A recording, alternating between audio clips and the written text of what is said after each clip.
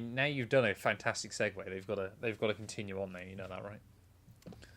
You got to force another one. I don't think we've got that in us, to be honest. I don't think we've got the facilities for that. I don't think Lando Norris has got the facilities to be a Formula One world champion. Hello, everyone, and welcome back to episode 232 of your favourite Formula One show. Yes, Jamie and I are back to discuss the Miami Grand Prix. Jamie, first of all, how are we doing, sir? I'm doing well. Yes, it's a bank holiday morning as we record this, so yeah. Not in work. It's always good.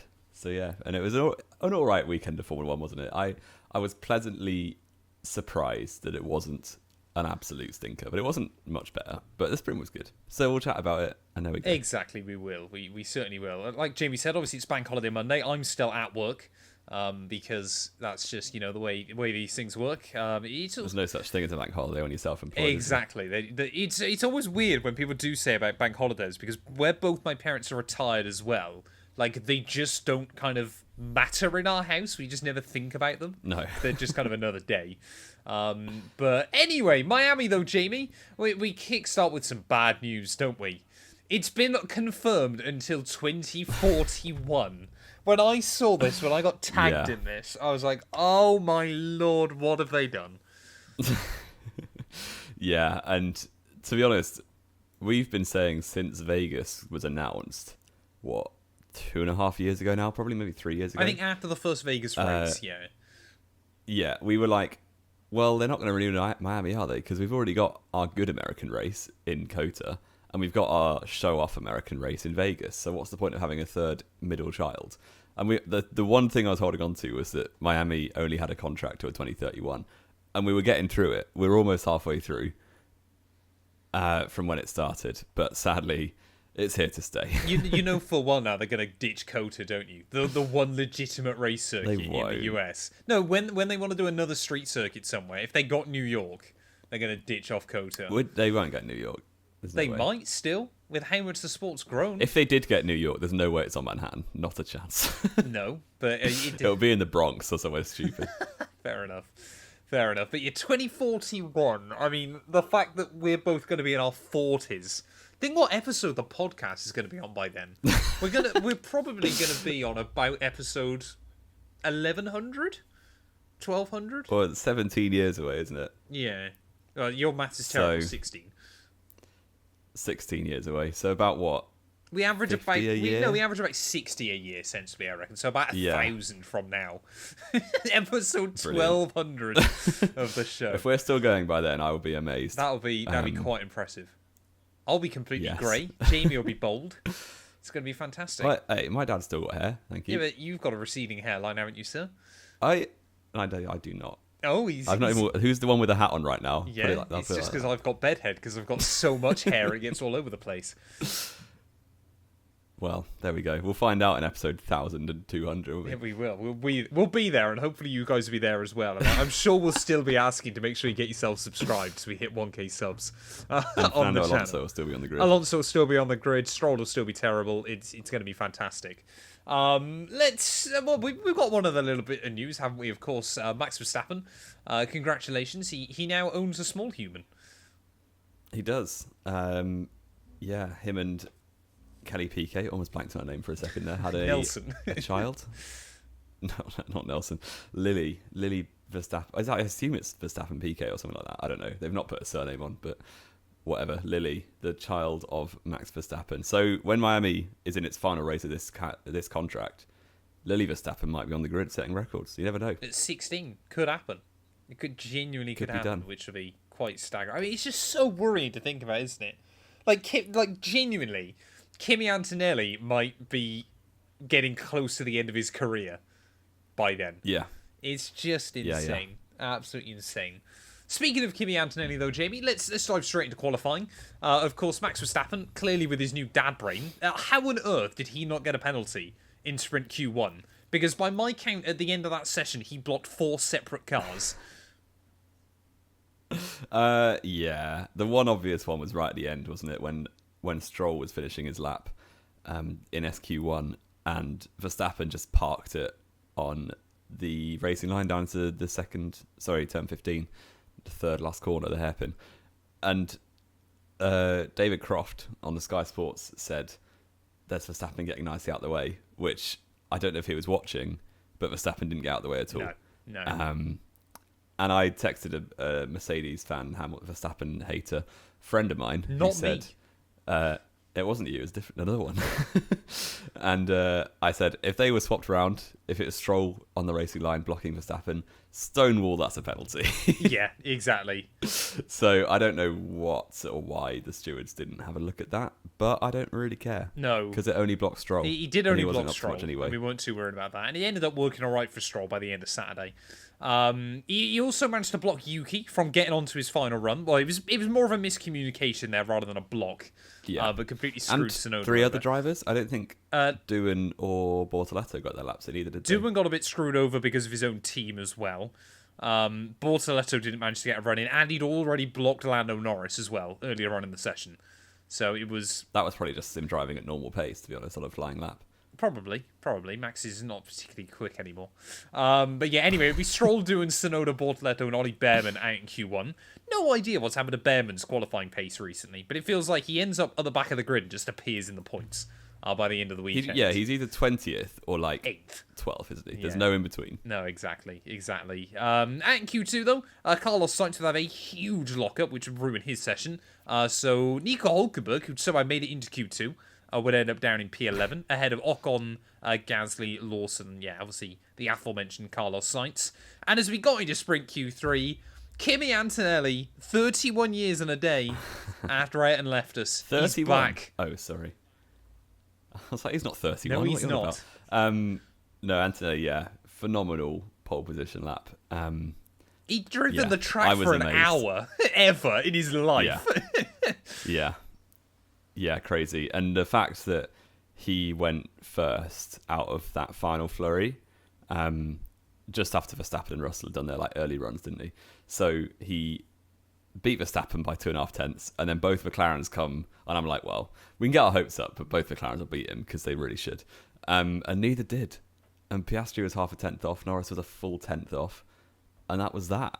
And I wonder if Verstappen or Russell would have got closer following a traditional run plan, but it doesn't really matter because Antonelli did the job and got a fake pole position. I don't like sprints for this. We should just change sprint quali for... Because the fact that Kevin Magnussen lost his only ever pole position for a Grand Prix by having a stupid sprint race that decides the grid back in 22. And then all of the stats now are like the youngest pole position sitter in any format. Yeah, it's like, well, it's not a real so format, annoying, is isn't it? it just ruins the stats and records. And also Hamilton having a win at Ferrari, which just doesn't count. No, exactly. So, and it does take away from... It felt like, because obviously they were going, he's 2.5 years younger than anybody else in any qualifying format. And you kind of go, well, that kind of just not a real takes away competition. from what makes it special in the first place, doesn't it? I mean, it was a fantastic lap to go quicker than both Piastri and Norris. Like you said, was. I think Verstappen and Russell, had they gone on a normal run plan, rather than trying to get 2 laps out of it, could have been right there as well. But ultimately, both got a little bit screwed over. Ferrari just seemed to be nowhere this weekend in P6 and P7, with Albon, Hajar, and Alonso rounding out your top 10 ready for the sprint race. And by sprint race Saturday, though, Jamie, it had rained. Miami storms had rolled in.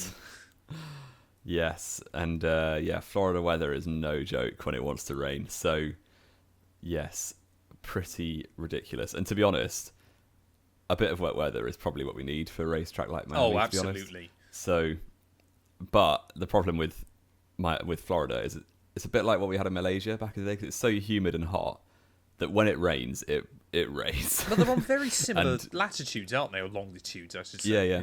It's very similar climates, to be honest, having been to one of the two places. Not Malaysia, never been there. Thanks for making that clear. The clarify. And as soon as it rains as much as you expect it to, with like thunderstorms and everything, you're just like, well, we're not getting racing until it stops, are we? No, exactly.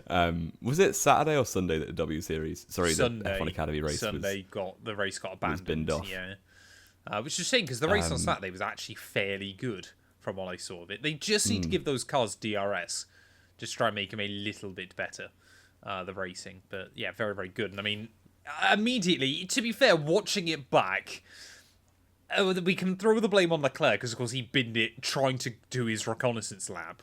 Why on earth Ferrari put him out on a set of intermediates? Like, he had no way of saving that car. You just see it lift above the water and just go straight on down the back. Even though it's not even a straight, is it? Kind of around the back half of the lap. Especially not in the wet when you're in Inters. No. It's definitely not a straight. No, exactly. Yeah, you feel for Leclerc, but it was quite funny. Leclerc just gets a couple of those every year. When Joe Guan Yu did that in Zandvoort 2023, you called it a skill issue. So did he do that in the formation? There you go. No, in the race. Oh, well, very different then, isn't it? Is it? Yeah, completely different. Completely different. It's probably more embarrassing for Leclerc, if anything, doing it No, because Leclerc had been put out on intermediates. Lap. Joe should have told the team what tyres he wanted at the right time. And shouldn't. And that was on an actual straight rather than this, which isn't a straight. It was, so yes. don't try and bring Joe back into this. I'll bring him back into Cadillac if you're not careful. Next season. Could happen. Also, we didn't mention Mexico got extended, which is a shame. We did last week. We brought it up in last we week's did, show. sorry. Yeah, so yes. don't worry, we had that one all caught up on. But anyway, yeah, obviously with Leclerc binning it, the race was delayed. We then got a couple of laps under the safety car, didn't we, before the race was officially started. And immediately, Kimi Antonelli's hopes and dreams ruined by turn one. Yes, Oscar Piastri just deployed some 2025 style Turn 1 driving, and just sent it and got the apex, and that was that. And Antonelli was like, well, you can't do that. And the team were like, sorry, he can. He has, and he can, and he has, unfortunately, buddy. Max Verstappen has destroyed the integrity of racing in the sport. Yep. So Oscar Piastri was well within his rights to do that. Yep. I mean, to be fair, like this one, Antonelli kind of saw what he was doing and tried to overcommit himself, like Max did last weekend in Jeddah. So it was kind of like, if Antonelli had just backed out, he probably could have carried on in P2. And, like the team said to him, there's a little bit of, you live and you learn. He is only 18. He's got a lot of time to learn as well. But it was a shame to immediately kind of see him out of kind of that race leading contention. Because let's be fair, sensibly... Remind me. Carry on. Go ahead. I was going to say, sensibly, it kind of, he wasn't going to be able to fight those McLarens and probably Verstappen anyway. But it was a shame to just immediately see him behind them. Yeah, exactly. It reminded me a lot of when you had the restart in Nürburgring, when Winkelhock was on pole. With like two Ferraris and Alonso right behind him in 2007. Yeah. And like, you just knew that it wasn't going to last. But it was quite like... Yeah, very, very short-lived. It's just a shame when it disappears so quickly. Yeah, exactly. But he will live and learn from that, because next time he'll probably just cover the inside like anyone would in 2025. He didn't get a chance the inside line to be is fair. Overpowered. Oscar did get a better start. He should have just backed out and tucked in, which is exactly what Max should have done in Jeddah, but there we are. We did get some good battles, though. Of course, sprint races, I think this is the second we've ever had with changeable conditions, if I remember correctly, after Austria 23. Can you name the other one? Because that was Spa not changed for 1 year. Oh, Spa went from full wets to inters, didn't it? I think, or inters to dries as well. But this was the first kind of one where the crossover went the other way, which is always far more exciting, because crossovers from wet to dry in Formula 1 now don't work, because you just can't move off the racing line. Yeah, but that makes it quite fun, because if someone nails a strategy in like an Alpine, they can just hold off cars because they can't get past, which it gives you unpredictability, which I quite like. It does, but nowhere near as much unpredictability as the other way round, which is the big one, isn't it? No. Which is normally where things are far more exciting. But yeah, we would see, I think it was Yuki was the first one to make a pit stop, wasn't it, on lap 12? He was. Hamilton then immediately with Stroll and Sainz would dive in on the next lap. So undercuts were starting to come out, and immediately, undercuts were possible. So Verstappen, by the end of lap 13, was going to try and pit to obviously cover off Lewis Hamilton. And then Kimi Antonelli's race got even worse. Because... I felt so bad. This obviously wasn't Verstappen's fault, because he's just got to follow the light procedure. But how on earth the Red Bull let him out straight into Kimi's side pod, I will never know. Yeah, it's one of those where the system's kind of automated, isn't it? And the thing that made it a crash was because the Mercedes was the next pit garage. Because if Antonelli's just going along down the pit lane there, Verstappen's probably okay. But the fact that Antonelli's slowing down to pull into the pit garage, then yeah, it's a massively unsafe release. Yeah. And it's not the first time Red Bull have done one of these this season. No. So, no. Well, you think with Bahrain as well, with the pit lane lights basically failing on them, like it's just all not looking great. Just bring back a lollipop man. Exactly. This is what I said at the time. What was wrong with a lollipop man? It was fantastic. Exactly. And I felt bad for Verstappen as well, because he had got this more right than the McLarens had. I think the lap before was probably the perfect lap. Yeah. But Verstappen was in the pits for dries. Both McLarens went on, which means obviously one of them's going to have to queue behind the other one. Verstappen could have won this race, and instead didn't get any points in the end because he got a 10-second penalty, and the race would finish under the safety car, which dropped him from what, third or fourth? Or was it lower than that? It was fourth, wasn't it? Down to because you say he was going to win. Hamilton got the jump on him anyway, so it could have been Hamilton's time to win. Yeah. Yeah. Imagine if Hamilton just kept. But Hamilton only got the jump because Max had no front wing. You got him on the out lap. So it wasn't that Max had lost already loads of seconds because of it. Obviously, he'd been held up a little bit by him to then stop and start and all this, that, and the other. But Hamilton had a huge advantage over him anyway because he got the tyres up to temperature. But like you said, the race would end up finishing under safety car because, first of all, Sainz would absolutely rip basically the rear end of the Williams off by trying to cut the chicane too tight through the back end of Sector 2. Which I've never quite understood why that wall sticks out as much as it does anyway. Because it just asks for this kind of incident. Well, it's just to test driver skill, isn't it, really? Yeah, I just think if it's you turn in too early, you crash. Yeah, I guess. But then, I mean, it would all go to hell, wouldn't it? Because Norris would get, after Oscar Piastri pit, and Norris was meant to basically get screwed over. Yeah. Norris obviously boxed the end of the next lap at basically the same time as Alonso and Lawson had another crash. And that would basically mean for the second year in a row, Lando was handed victory in Miami thanks to a perfectly timed safety car. Exactly that. And Norris would have probably come out level-ish with Hamilton. He was going to be close. For second. It would have all depended on trying to get tyre warm-up. Exactly. Yeah. So Piastri was going to win that race. Hamilton did a good job, having no pace at all on Inters.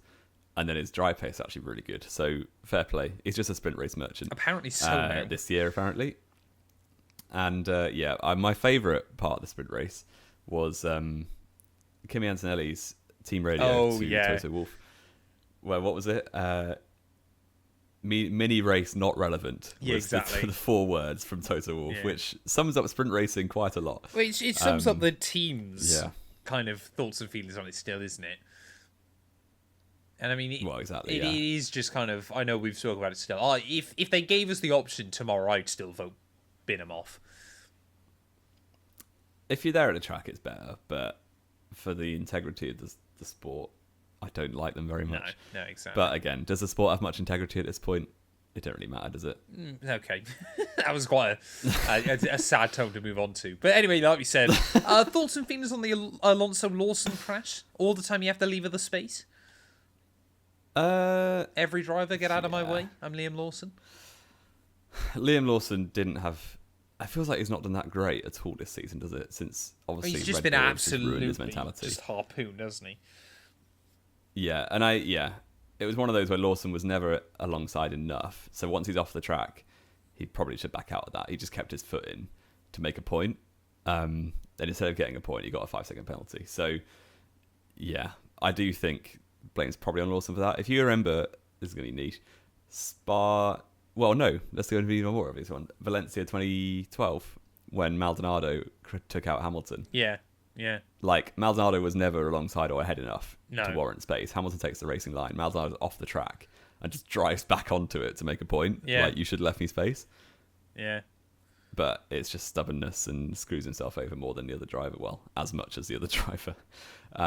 Shame for Alonso, because he was on for his first points of the year, and it's now a quarter of the way into the season and he's still pointless. Yep, still right at the bottom of the order, isn't he? Which is very, very disappointing. Along with all the rookies. Yeah, exactly. But obviously, I mean, it was penalties galore, wasn't it? Max got a 10-second penalty.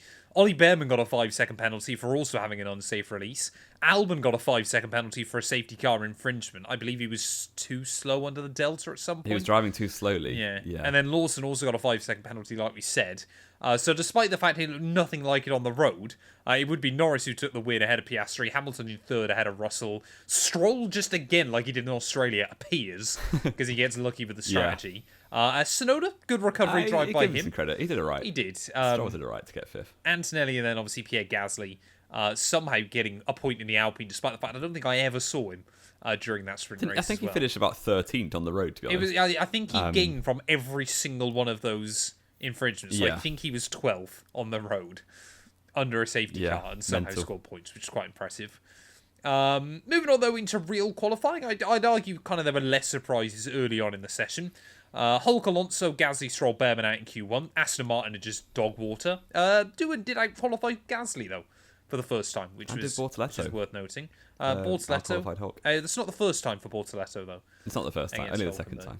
I'm keeping count, don't Exactly. Hadjar, Hamilton, Bortoletto, Du and Lawson out in Q2.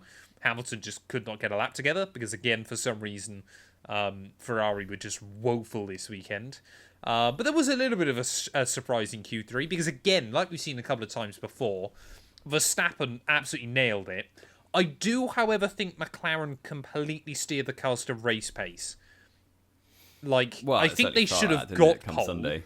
But they definitely had set the car up far more for race pace than Red Bull or Mercedes had done. Yeah, I think they're quite fortunate that this track you actually can overtake on, because but that allows you to do that more. Then, that would have been thought about. It does, yeah. But really, in that car, the pace they showed on Sunday, there's no excuse for not getting pole position in it. I don't think. No, exactly. And you think back to 2011. There's one race all year when Red Bull didn't get a pole. In 2010 wasn't it? 2023. There's 2010 there are a few more races. Right at the end, wasn't it? Yeah, sorry. 4, I think, 4 or 5, because Hulkenberg got a pole in the Williams. He did, didn't he? Yeah, in the end. But yeah, do you think 2023 Red Bull, didn't they lose I guess by the end there are a few more, weren't there? Yeah, exactly. A few, like Leclerc would string a lap together. Well, Leclerc got one early on in 23, remember, in Baku. Oh, he did, yeah. I guess. And even the Mercedes era, 14, 15, 16, there were not many races without a Mercedes on pole in that 3-year period. No, I can think of 2 off the top of my head. Austria 14. Austria 14, Singapore 15 is the only one I'm thinking of. Monaco, Monaco 16. Yeah, there were a few because Seb took a couple of poles. But even so, yeah. Yeah, exactly. I mean, it's one of those things, isn't it? Because, again, you kind of compare this era to that era. Yes, McLaren absolutely had the race pace, but the overall kind of raw pace difference between a lot of those cars, the gaps are smaller still. And, like we said, McLaren probably should have got the cars on pole. They weren't a million miles away from pole and did absolutely dominate the Grand Prix. Spoiler alert. But it would be Max ahead of Lando, Antonelli ahead of Oscar, Russell, Sainz, Albon, Leclerc, Ocon, and Yuki Tsunoda are rounding out the top 10. And then we got easily the highlight of the weekend, didn't we, Jamie? Because that Lego F1 race was brilliant. Honestly, the amount of reaction images that have come out from that Lego race, where Russell's just weaving on people for no reason. Verstappen was the only driver to do the chicane properly because every single bit of data he can get will help him. It was just I enjoyed Yuki Tsunoda saying to Max that pretend I'm your daughter. Yep. When he got in the back of the car. Yep. Brilliant. I mean, it's even top stuff. It's even the fact that Lewis and Fernando both look like they're having the time of their lives. I mean, Bernie Ecclestone will be sat at home absolutely fuming at this, turning in his grave if he was dead. Yeah. That's a bit kind of trying to push him in, are you? 2 hands behind him. But it's just kind of one of those things where they're going, Liberty. Although some things annoy us, there's definitely some things they're doing a better job with the sport than Bernie and the old guard. Exactly, and also serious points we made. The racing was great because the cars were small. So can we just do that with the real racing as well? But also, you're forgetting the fact slower cars generally lead to better racing as well. True. So make them small and make them limited to 40 miles an hour. Yeah.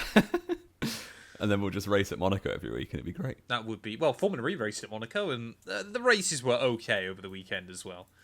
From what I watched. But anyway, moving though into the race. Max Verstappen immediately does Max Verstappen things, doesn't he? Turn 2. Yeah, well, this was actually, I don't know how he got away with this, looking back. I do know why he got away with it, but I don't think he should have got away with it. He shouldn't have, no. going into turn one, he covers the inside immediately, gets a bit hot on the brakes, locks up into one, forces Norris to the outside of the track, does a little switch back, and then into turn two, he makes it look like an accident, doesn't he? I think that's why, but I think he knew what he was doing here, getting a bit of oversteer and just elbowing Norris off the track, which dropped Norris down to sixth, didn't it? And yeah, he got away with it. It was one of those where if it wasn't lap one, there's potentially a penalty, but he was out of control. That's the thing. Exactly, so it should be, shouldn't it? It's what they always say about a driver locking up. Yeah, I do think he got away with one there, to be honest. Yeah. Maybe it's dad privilege that he doesn't get penalties anymore. I think it's Lando Norris privilege as well, isn't it? Of, like, Lando just cannot race him. So, yeah. The thing is, if Lando didn't allow him to do things like that to him constantly, which again we saw later on in the race, he stands a much better chance. Because, I mean, that was the moment that lost Lando the race, spoiler alert. Because he would drop down to P6, yes, Antonelli would move all the way up to P2. And to be honest, from Norris's point of view, trying to go around the outside of turn two is never going to work against Max Verstappen. There's just no chance you're getting around there. So he could have just lifted off, tucked into second, but and the still thing was, been in he the was fight. completely wheel to wheel with him as well. Like when obviously Max had lost the back end, they bang wheel hubs against each other. Like he's as alongside as you can ever get, which is what the FI have said warrants room. And still he didn't get the room, and still Max didn't get a penalty. Like he couldn't, with the rules they've given us, it couldn't have been more clear. The only difference, the only thing that puts an asterisk on it is lap one, isn't it? And for some reason, they just don't think lap one things deserve penalties half the time. Yeah. So, yeah, exactly. Yeah, exactly. Strange one. Doohan and Lawson would come together a bit further back. It was a racing incident, but it was also completely Lawson's fault, wasn't it? Which is a bit weird. Lawson has woke up and chose violence this race weekend. I think he is, he's not here to make friends. He made that very clear over the winter, and he's not making many friends, to put it that way. No, unfortunately, he's probably also not making friends in Red Bull's higher ups. No, I don't think he's doing many favors to his longevity in the sport, because he's hyper aggressive, which is fine, but he's not really got the aura to pull it off. So I think the thing is with Lawson as well is, and I think we've briefly mentioned this before, but I would already be looking at trying to do an Alex Albon, get out of the team, go somewhere else. Because we saw him in DTM going up directly against Alex Albon as well. He's a very adaptable driver. He's won in basically everything else he's ever been in. I would already be in talks with basically any other team I could about a seat. Yeah, because he's not beating Hadjar that comfortably. I still think his head's gone when it comes to racing in Red Bull. Oh, because of what happened at the start of the year. So potentially even a year out served Alex Albon really well, didn't it? But if Lawson can get himself into an Alpine somehow, if Gasly goes somewhere, or Haas maybe, then I think that would just do him loads of favours. Yeah, no, I do think that should be his. Even if he like I said, Alpine at the moment, if they still mess around with drivers and things like that. It's a shame because you kind of think Sauber will be the safe bet, but of course they're not anymore, which is and they're kind of locked in at the moment, aren't they? Yeah, exactly. It's unlucky to obviously Doohan completely out of the Grand Prix from an incident that arguably he couldn't really do anything about. Lawson was able to keep going, but ultimately damage would be too much, and he'd retire from the race much, much later on. And of course that's then meant after the weekend that, now Flavio Briatore's got his opportunity, hasn't he, to ditch Doohan again. Which we'd always both said would probably come after Miami, but it's looking like that could be a real possibility now. Yeah, and to be honest, it's always been coming, hasn't it? And Doohan's not done loads. He hasn't done badly, though, either. I think it's the awkward thing. He hasn't done awfully, no. It's a bit awkward because actually his pace has probably been okay. His pace is better than I expected in terms of matching Gasly. And his ability to bounce back. His ability to bounce back after incidents has actually been pretty good, but the problem is he's constantly having to bounce back. Yeah, he's had a lot of incidents, and to be honest, a lot of them aren't his fault. No. But also, there's a common denominator in there, and if you're going to get yourselves in those situations a lot, it's not helping your case, is it? And I do feel for him, because his mental resilience over winter must have been detest it so much with these constant noise. Or every single tweet that Alpine have put out in the last 6 months has been like, "Where's Colapinto? Announce Franco," from all the Argentinian Formula One fans. I'm sure he doesn't read it, but he will know there's noise. Oh, absolutely. And I do feel for him, but I don't think he was ever going to have a long career in F1. But maybe, he's one of those we maybe get 3 years out of it, a bit of Marcus Ericsson. Yeah, or Zhou Guanyu, that kind of thing. Yeah. I mean, the race would very, very quickly, though, kind of start calming down, wouldn't it? And again, like we see so many times in the ground effect era, it's kind of just anybody that's qualified at a position slowly kind of works themselves back into position. So Norris would obviously pick off past the Williams and the Mercedes and obviously move back up to P3. Something that was slightly less common, but seems to be becoming more and more common, is Fernando Alonso. I mean, just bless him. Give it up, buddy, please. For your own sake at this point. I was surprised there was no contact when you heard that Alonso saw was spinning. That, yeah. Yeah, he just lost it on his own. And that Aston Martin must be a dog. Oh, it absolutely. I'm sure it provided no feel.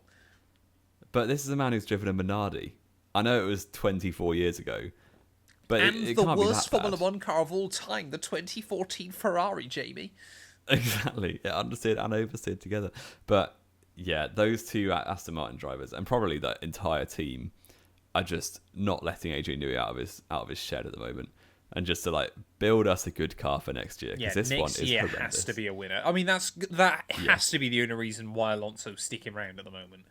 The way Aston Martin have fallen off during this Grand Effect era, we spoke about this pre-show, they were on par with Sauber this weekend, and I'd argue this year have probably been the 9th best car on average.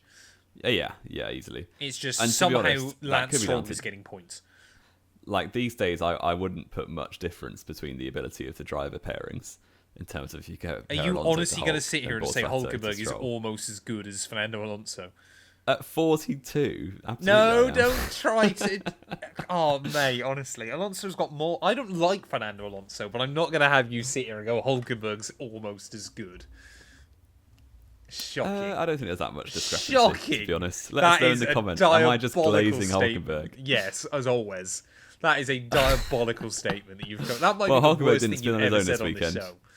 Great, wonderful, Hulkenberg fantastic. did not spin on his own this weekend, and he's got more points this year in a worse car. So the Haas is not a worse car than the Aston Martin. We just decided it was. Sauber, sorry, isn't it? Yeah, I got Hulk in a Haas still. Wow, keep up. That was last year. Yeah, no, I feel Hulk as in old that as has to be Alonso. 8th in the championship, probably. Probably, yeah, you got to be right up there. I mean, Max and Oscar though would have a good little battle. I mean, for me, I think a lot of people were getting quite nervous about this. To me, it just looked like Oscar was basically having to sit behind him and wait for Max to make an error. He is just a modern day Alain Prost of doing the bare minimum to win. To be honest, yeah, I agree with that. And the thing is, Piastri doesn't get rattled. No, exactly. By Verstappen's aggressive defence. Yeah, antics. Verstappen has basically made it obvious that nobody is ever going down his inside. Yep. If they're fighting for a lead. Yep. And Piastri knows that, so he's just going to stick it on the outside every time, get further and further alongside or ahead, and just wait for the moment where Verstappen sends it and overcooks it, and then do a switchback, and you're done. And nailed it. Absolutely nailed Does Lando Norris not know this yet after 2.5 years of racing it? But the thing is, this is what I was going to say, is genuinely, you see by the way Max drives, his psychology around Lando is completely I'm in control. His psychology, he has not figured out Oscar Piastri yet. And as we've mentioned before, I think Max kind of quite likes that challenge. And I think Oscar really likes that challenge. And Lando Norris just does not get it, is the problem. To be honest, because half of it is a bit of a mental bullying thing with Max. Absolutely. No, it is mainly that with Lando. Yeah. He's got him wrapped around his I wouldn't finger. say... Yeah, exactly. And Piastri's just not going to play games with it. No. So it is just that you can't get in Piastri's head. No, because exactly. He's so cool and just doesn't let pressure affect him. Yeah. Or it feels like that anyway. I wonder as we get closer towards a championship fight, maybe you will start to see some cracks. I genuinely don't think we will. This is why I think Oscar Piastri, is the real deal within that team right now. And again, how many times am I going to say this? And Lando Norris, if you're watching, read my lips. You cannot be friends with Max Verstappen and try to win this world championship. It just You will don't not need to be work for you, pally-pally, son. do you? Exactly. Like, Piastri is definitely not an enemy of Verstappen, but they're not friendly either. No, Like, but that they are comes just on Oscar's healthy terms rivals. as well. Yeah.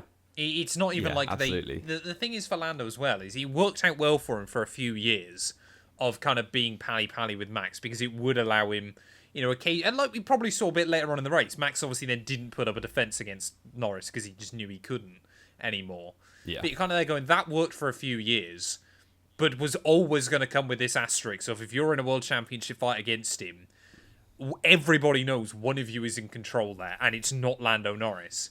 Oscar Piastri's at least left it open that it's 50-50, and again, played Max at his own game. He used Max's aggression against himself fantastically again. Yeah, and that's the difference between the McLaren drivers is I'm of the opinion that Norris has slightly better pace if he gets it all together still. But Arguably, Piastri is a better all-rounder. Piastri is much better racecraft, less mistakes in him, and doesn't get rattled in a race in a wheel-to-wheel fight. So I think that'll really come in handy. And I think Piastri is definitely the favourite for the World Championship at the moment. I love the way it's going. I love it. I absolutely love it. And I would love to see Oscar, especially when we had all this hype with Leclerc, Albon, Russell, Norris all coming in. Suddenly Oscar Piastri's going to win a title before any of them. Absolutely fantastic. Yeah. Like we said, though, Max would then, obviously after Oscar got through, he'd have quite a good battle with Lando. Yeah, it was a good battle. Meanwhile, Piastri's is checking out. Oscar's got it at this point. Norris would pass Max off the track, obviously, with a bit of an aggressive move down at the hairpin. I think he could have stayed on the road, to be honest. But I think he was just more about trying to absolutely throw Verstappen out and make sure he was fully behind him. He was very tight, wasn't he? Because he went in at such a tight angle that there wasn't much chance of him getting it slowed fully. Let Max back by. Yeah, had to give it back. Then tried to go back around the outside of turn 1. This was the bit that annoyed me. When he was trying to go around the outside of turn 1 and kind of got a bit wedged on the curbing, he should not have backed out of that. He should have done exactly what Max did to him on lap 1. Exactly. But he's got to... But then Norris has got way more to lose this season. But the thing is as well, you're kind of there going at the moment, like, that would have probably just been maybe a bit of front wing damage, maybe a little bit of side pod damage. He was still going to come second, most likely. Unless he got incredibly unlucky. But the point is, he's probably cost himself more points by not backing out there. Because when Max, if he feels like he's in a better situation later on this year to fight him, like Norris has got to get in his head and make Max start to question whether Lando's going to stay there or not. That's how Oscar works it with Max, is Max doesn't know what Oscar's going to do. When your teammate's in the lead, and realistically, the championship's going to be between the two McLaren drivers, there is no point throwing away team points to make a point against someone who's not in the fight. So, but he is at the moment still. Yeah. He is, but he won't be. The way the McLaren's going at the moment, I don't think. We still wait on those Spanish reg changes. Yeah, unless we get front wing nerf and Mercedes OP come Spain, then I personally think Norris made the right call there to not have a crash. Yeah, I think he's got to, like I said before, I know he won't, but he's got to play the mind games with him.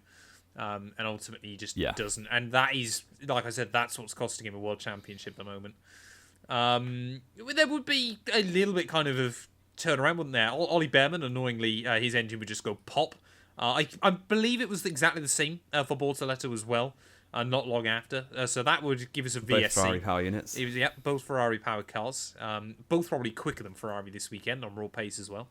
But that would give us a VSC, which luckily for George Russell would mean he'd instantly jump past Verstappen as well, and over to P3. Another example of Russell doing nothing and just popping up exactly in third. Appearing in P3. That's, the third time this season that he's just do nothing P3. I'm not going to complain about that one though. We would then say, I mean, the best battles all weekend probably was actually Williams versus Ferrari, which, Jamie, rewind the clocks. Is it 1982 again? I don't know. Exactly. But the fact that we've kind of got this weird thing now where you'd say McLaren are absolutely on top, Red Bull and Mercedes are second and third. Williams and Ferrari now are in this fourth and fifth battle ahead of everybody else, which seems mad to say. Yeah, and the fact that I think it's on the VSC restart, wasn't it? You had Sainz past Leclerc on the big screen, and then in the little box on the timing tower, you had Albon going past Antonelli, which is like, what on earth? What has James Vowles done to that team? I love it. He's done a cracking job. I want to see Williams fighting again for world titles.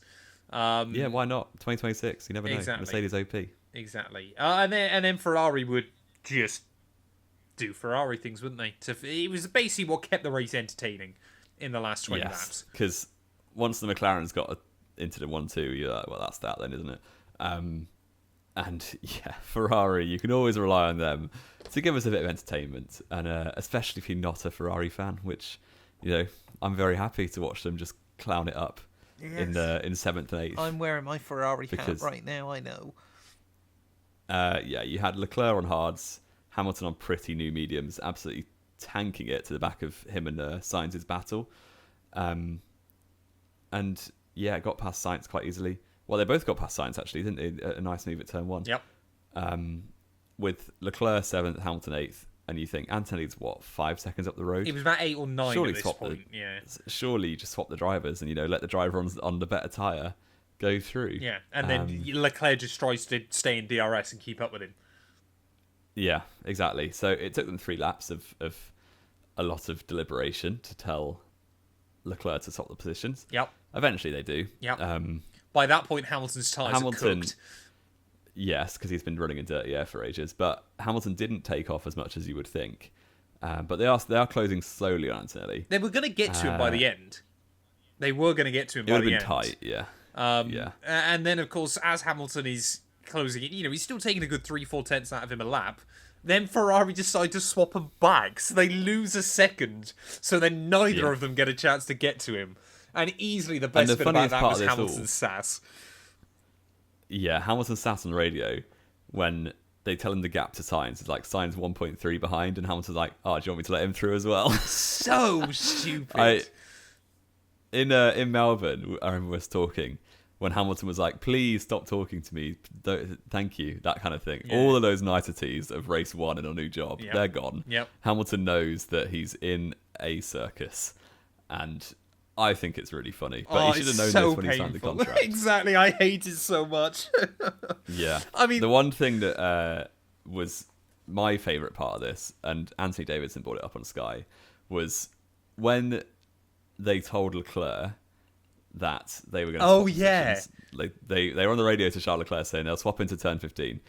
They hadn't told Lewis Hamilton, who's the driver ahead, that they're going to swap. So Leclerc's like, what's he doing? He's ignoring team orders. And then 1 lap later, Hamilton let him through. It's like, well, they didn't tell him. No, they hadn't told Lewis yet. It's complete mismanagement. How hard can it be? Exactly. And I mean, I think they could have definitely got at least one of them past Antonelli had they been decisive with it. But let's throw on the other hand, they're going to finish... Well, they might finish 3rd in the Constructors this year, depending on what happens with Red Bull. But, they're not fighting for the Constructors or anything like that. Like, it's just kind of... Not yet. This time last year, I don't think it would have been either, but... No, it's a fair point. You never know, it's a long season. Exactly. But, yeah, either way, they completely threw it away. Oscar Piastri, though, 4 wins in 6 races is an absolutely cracking stat. 3 He's ahead in a row. of his teammate for career wins now, which is very funny. Yep. 3 in a row. First McLaren driver to do that since 1998, which is insane. He would take the win ahead of Norris, Russell ahead of Verstappen, Albon, Antonelli, Leclerc, Hamilton, Sainz, Tsunoda would be our top 10 because Tsunoda would just hang on. So 5 teams scoring points was a little bit of a shame. Hadjar, Ocon, Gasly, Hulkenberg with Alonso and Stroll rounding out your finishing order. It was, by Miami standards, it was all right, wasn't it? It was better than, I'd argue it was, the end of 2022 race was quite crazy, wasn't it? But it was probably, for Miami, the best weekend it's had, mainly based on the weather.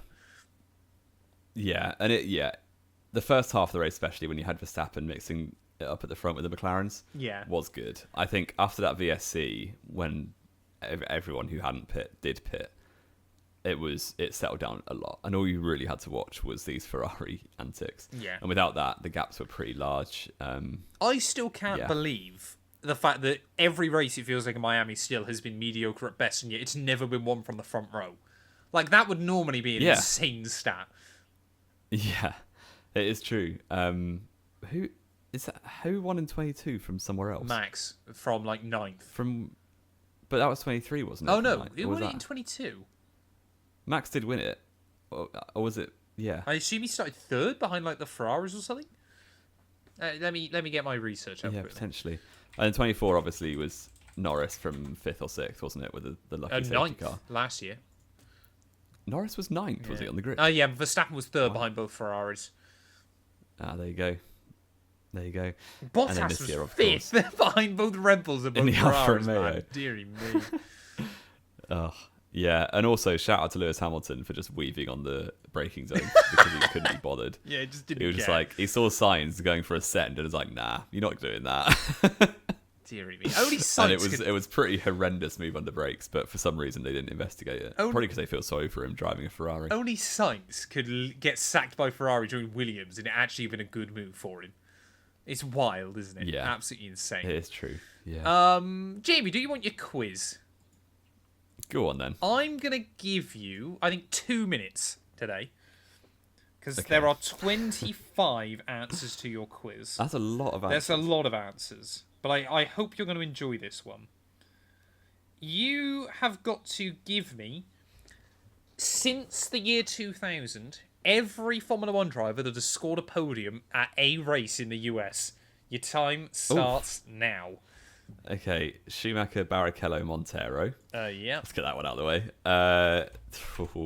Verstappen, Piastri, Norris, Leclerc, Sainz, Hamilton, Bottas, Vettel, I'm struggling to keep Weber, up. Leclerc, Alonso. Sainz, Hamilton, Rosberg, Alonso, Weber, Rosberg.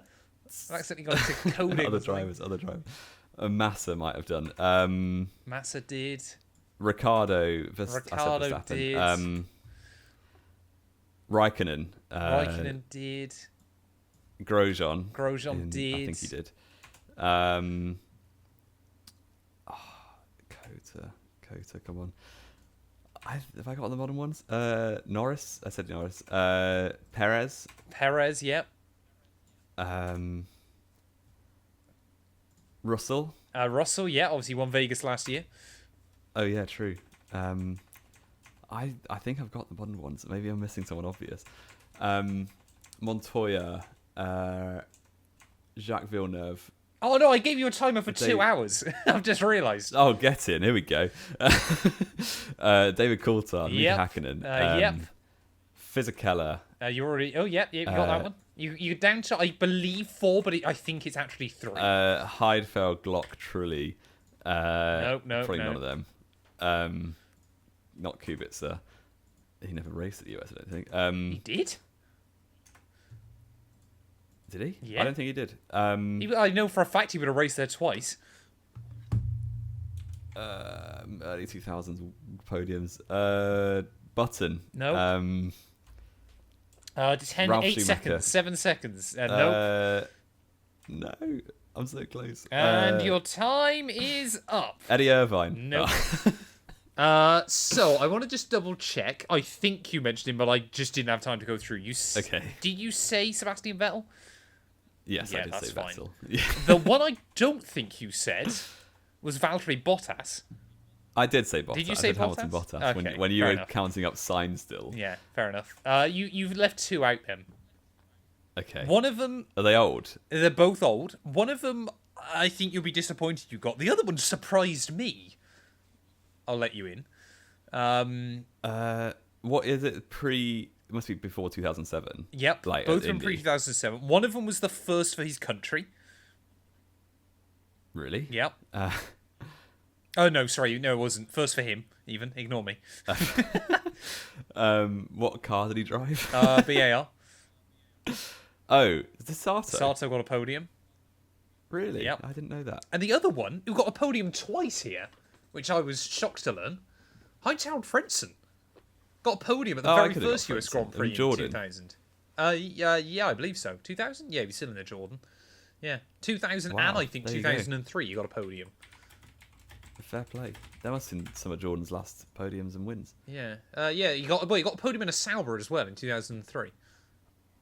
Wow, there you go. No chance of that this After year. Is there? qualifying But, I'm happy 50th. with that. So that was what, 23 out of 25? Yeah, you I'm did happy very with well. that. You did very well.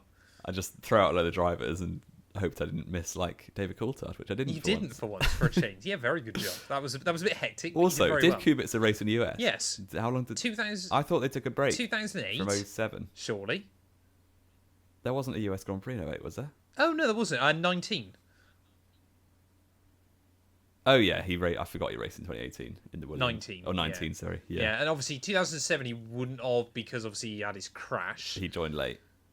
2007, no, he'd had his crash, hadn't he, the week Oh, before? no, yeah.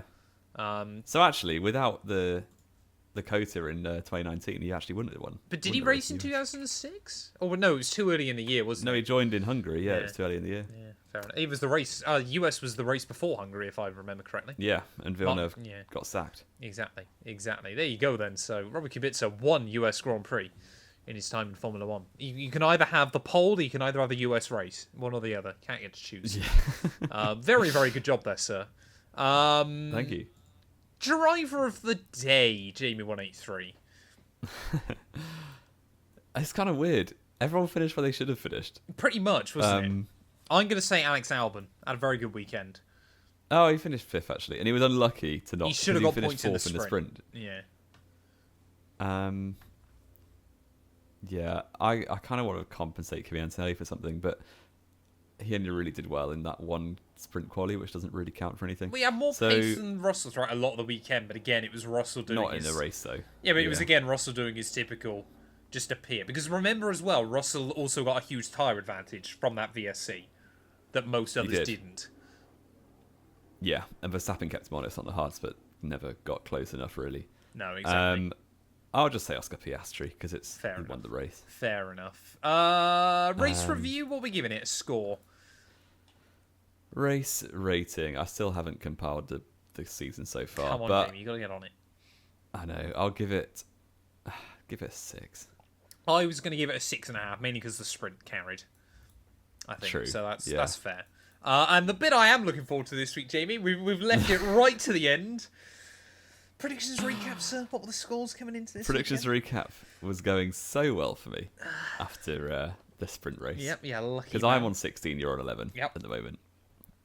So sprint race winner was the first of our things. Yep.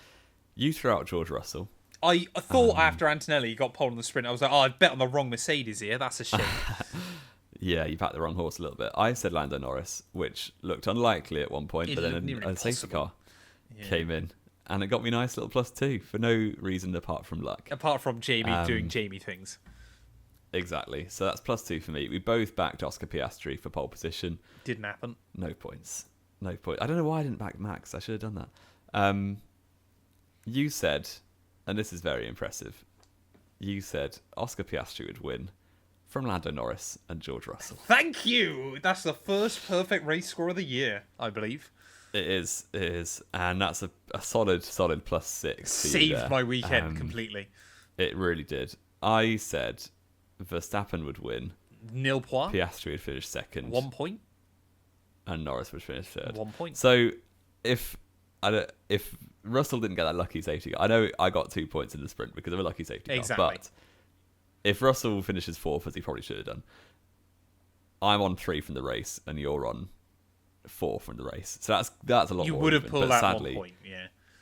Exactly. It finished 6-4. 4 for me, 6 for you. So actually, that's not too bad. I can cope with that. Closing back in. So I'm up to 20, and you're on 17. Oh. That's actually getting close. I love the fact you genuinely get nervous about this as well, despite the fact. Well, I'm still repping Lance Stroll on Twitter, so.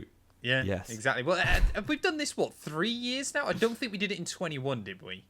I think we've properly kept score. Because we just back and forth between Verstappen every week. Hamilton every race. But I think you won 21, therefore, and I've won every one since. Yes, exactly. Wild. Absolutely wild. Yeah. Jack Doohan's gone. We mentioned that we did briefly earlier. Yep, possibly. They're using it as an excuse to get rid of him. But, again, do I care? Not I'd really. be sad to see him go. I prefer him to Franco Colapinto as a person. So there is that. Which I'm sure every Argentinian in our fan base is stopped watching right then and there. Jamie, anything else to add, sir? I don't think so. No? Wonderful. Thank you all, as always, so much for listening. If you have enjoyed, please do make sure to leave a like. Get yourself subscribed. And yeah, Jamie and I will return probably late next week, I would assume, for Emilia-Romagna Grand Prix preview.